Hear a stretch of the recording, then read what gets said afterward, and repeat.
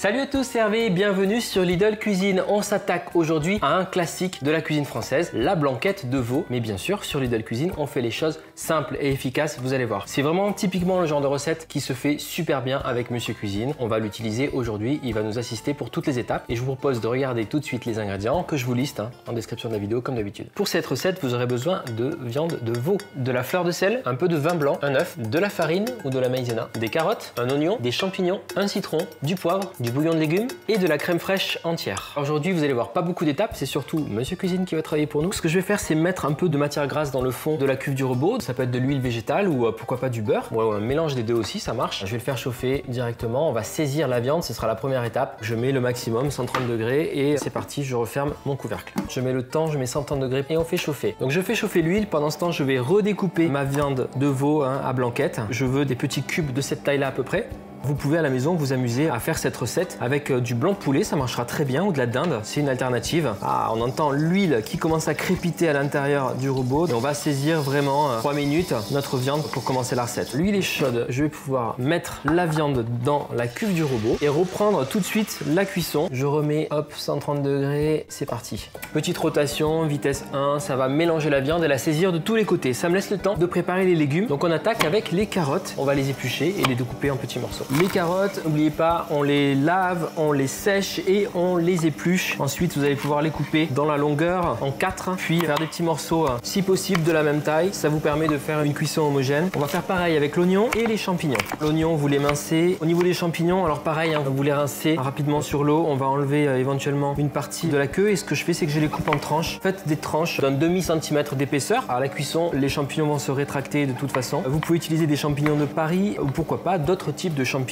des petits champignons boutons, des shiitake, ça marche très bien aussi. Allez, on va jeter un coup d'œil à la viande. Ce que je vais faire maintenant, c'est ajouter un petit peu de farine sur mon veau, remettre à mélanger rapidement, 2 petites minutes. Ensuite, on va pouvoir ajouter du vin blanc sec pour cette recette que vous allez pouvoir remplacer éventuellement par du bouillon de légumes ou pourquoi pas, pour apporter une petite touche de sucré à votre blanquette, un peu de jus de raisin. C'est une possibilité. C'est parti, j'ajoute les légumes, donc on y va, les carottes, les oignons et les champignons. Alors ça peut paraître volumineux au démarrage, mais vous inquiétez pas avec la cuisson, vos légumes vont réduire, il n'y a pas de souci. Et ce que je fais, c'est que je vais couvrir avec du bouillon de légumes. Donc tout simplement, vous diluez un cube de bouillon de légumes dans un demi-litre d'eau à peu près. On va couvrir notre blanquette jusqu'en haut et on va laisser travailler notre copain Monsieur Cuisine. Alors là, je pars sur un quart d'heure de cuisson. Ensuite, on ajoutera, vous verrez, le mélange crème fraîche, citron et œuf qui va venir vraiment lier, donner de l'onctuosité à votre crème. C'est parti, là, je vais mettre à 100 degrés. Toujours pareil, rotation 1, donc juste pour mélanger tranquillement en mijotant. Et puis, je vais régler sur 15 minutes. Après 15 minutes de cuisson, on va pouvoir préparer un petit mélange avec un jaune d'œuf. Alors vraiment typiquement le jaune d'œuf, c'est utilisé pour lier toujours. Le blanc, vous savez que vous pouvez le réutiliser derrière, simplement en l'ajoutant à une omelette, à faire des petites meringues par exemple, ou si vous avez envie de faire des îles flottantes, ça peut vous servir aussi. Donc un jaune d'œuf. Je vais mettre de la crème fraîche épaisse. Voilà, donc celle-ci est entière à 30%, mais vous pouvez utiliser de la crème fraîche allégée, il n'y a pas de problème. Moi j'y vais, je mets 2 bonnes cuillères à soupe comme ça. On commence à mélanger avec le jaune d'œuf, la crème fraîche, et je vais ajouter également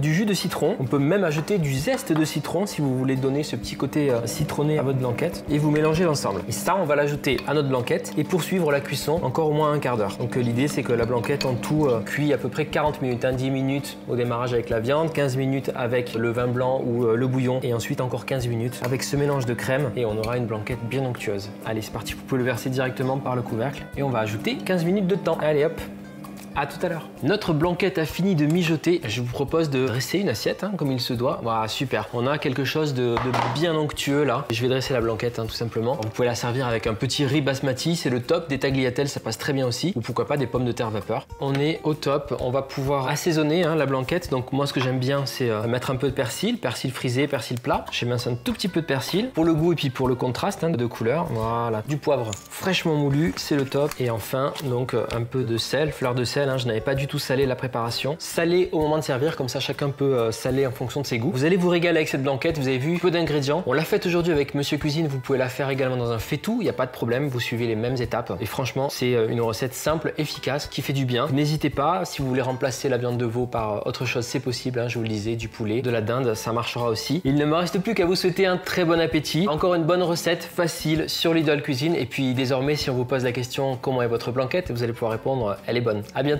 sur Lidl Cuisine. Ciao.